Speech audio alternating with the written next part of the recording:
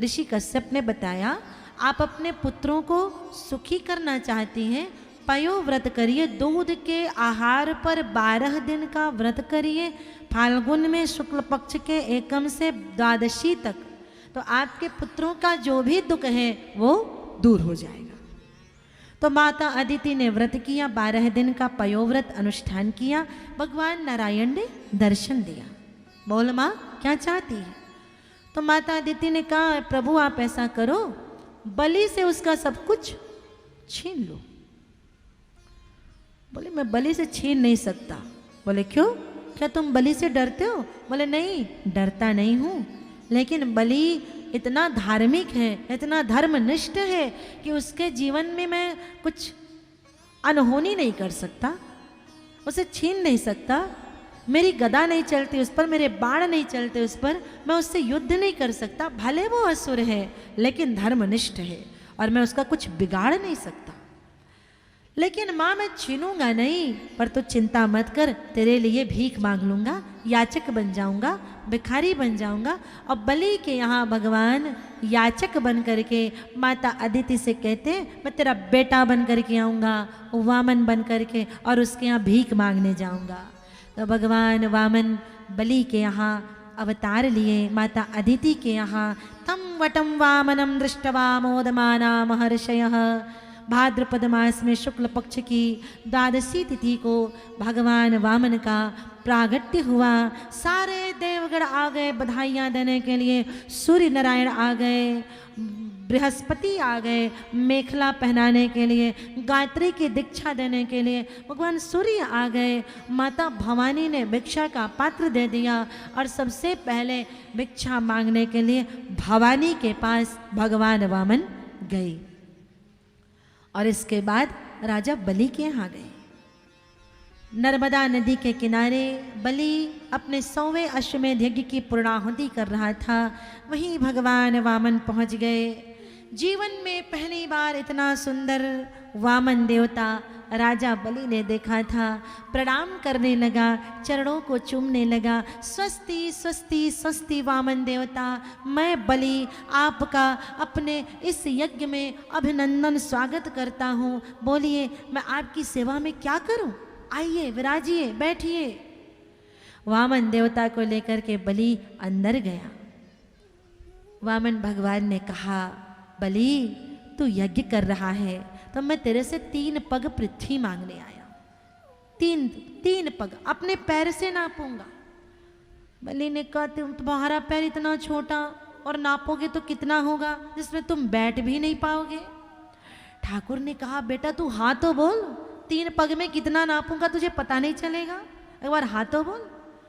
तो बलि ने कहा, भगवान जो भी मेरे द्वार पर आता है इतना लेकर के जाता है कि उसे दोबारा जीवन में कभी मांगना नहीं पड़ता, आज आप भी मांग लो। वामन ने कहा, ना ना ना, मुझे तो केवल 3 पग चाहिए। अब शुक्राचार्य का माथा ठनका, भैया इस लोक का ब्राह्मण तो लगता नहीं है, किसी और लोक का ब्राह्मण होगा। भूलोक, महलोक, जनलोक, तपलोक, सत्यलोक, ये किसका बेटा है मैं देखूं तो सही। अरे आज से पहले हजारों दरबार लगे हैं, याचक कहता है और दे दो और दे दो, दाता कहता है नहीं दूंगा नहीं दूंगा। ये दरबार कैसा है जिसमें याचक कहता है नहीं लूंगा नहीं लूंगा नहीं लूंगा, और दाता कह रहा और ले लो और ले लो और ले लो, ये कैसी बात है। तो देखा वहां पर शुक्राचार्य ने ध्यान लगा करके, ये किसका बेटा है।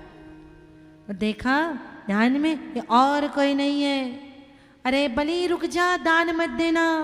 मैं तो इसको सोच रहा था किस लोक से आया, किसका बेटा है, पर बलि ये तो जगत का बाप निकल गया, ये त्रिभुवन का बाप निकल गया, रुक जा, देना मत। ऐश वैरोचने साक्षात भगवान विष्णुरभ्य कश्यपादितेर जातो देवानाम कार्य साधक। ये तो साक्षात विष्णु है, तेरे 3 पग में तेरा सब कुछ ले लेगा, रुक जा मत देना। बलि ने कहा, गुरुदेव जय हो तुम्हारी, जय हो। शास्त्र ठीक कहते हैं, जब तक गुरु कृपा न करे तब तक गोविंद दर्शन नहीं देते। सामने मेरे गोविंद खड़े हैं लेकिन फिर भी मैं पहचान नहीं पा रहा था। भला किया जो तुमने बता दिया कि सामने गोविंद खड़े हैं, लेकिन तुमने एक बात ठीक नहीं कही। तो तुम्हें कहना था कि आज जगत का मालिक तेरे द्वार पर भिखारी बन करके खड़ा है, बलि चूक मत जाना, लुटा देना, लूट जाना, सब दे देना। तुमने कहा देना मत, ये ठीक नहीं है, मैं दूंगा। राजा बलि ने कहा प्रभु संकल्प कराइए, मैं दान करूंगा। भगवान वामन ने संकल्प कराया तो कहा जाता है, विष्णु पुराण में आया है, श्रीमद् भागवत में ऐसी बात नहीं आई है, विष्णु पुराण में आया है कि शुक्राचार्य जाकर के उसी लोटे के छिद्र में बैठ गए जहाँ से संकल्प होना था कि संकल्प पूरा ना हो। छिद्र में जाकर के शुक्राचार्य बैठ गए। तुरंत वहाँ से भगवान वामन ने देख लिया, भैया जल क्यों नहीं आ रहा है। देखा है शुक्राचार्य गड़बड़ कर रहे हैं। उठाया एक कुश का तिनका, आँख में डाल दिया, एक आँख फूट गई, भाई फटते बाहर निकल गए, दूसरी फोड़ देगा, इसका कोई भरोसा नहीं। तुरंत बाहर निकले और संकल्प पूरा हुआ। वामन ने कहा बलि तो ये संकल्प, ये दान किसे अर्पित करना चाहता है। बलि ने कहा प्रभु नारायण को समर्पित करना चाहता हूँ, जो मेरा पुण्य है वो नारायण को समर्पित करना चाहता हूँ।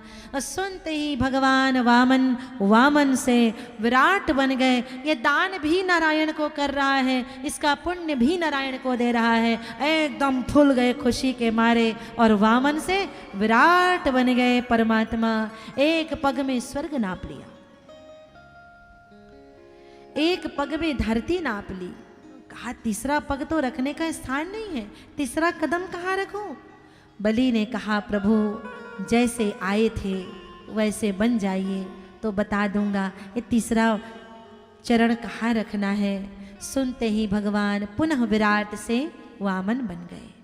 तीसरा चरण भगवान मेरे शीश पर रख दीजिए।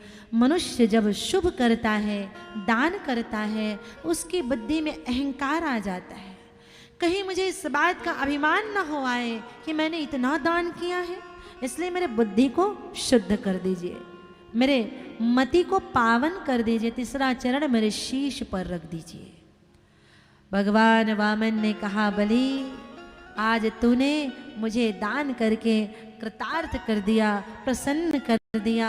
आज के बाद कोई भी कर्मकांड होगा, भले उसे में उस कर्मकांड में किसी देवताओं की उपस्थिति, किसी देवताओं को याद किया जाए या न जाए बलि, लेकिन तुझे हर कर्मकांड में याद किया जरूर जाएगा। ये मेरा तुझे आशीष है। और तभी हर पूजा में, हर कर्मकांड में, मंदिरों में जब आचार्य अपने हाथ में मोली बांधते, कलावा बांधते हैं, तो फिर राजा बलि को याद करते। ये न बद्धो बलि राजा दानवेंद्रो महाबल तेन त्वामे प्रतिबद्धना में रक्षे माचल माचल। ये दान की महिमा है। असुर होकर के भी हर पूजा में बलि को याद किया जाता है। बलि जाने लगा। भगवान वामन ने कहा बलि मैं तुझे सुतल लोक का राजा बनाता हूँ।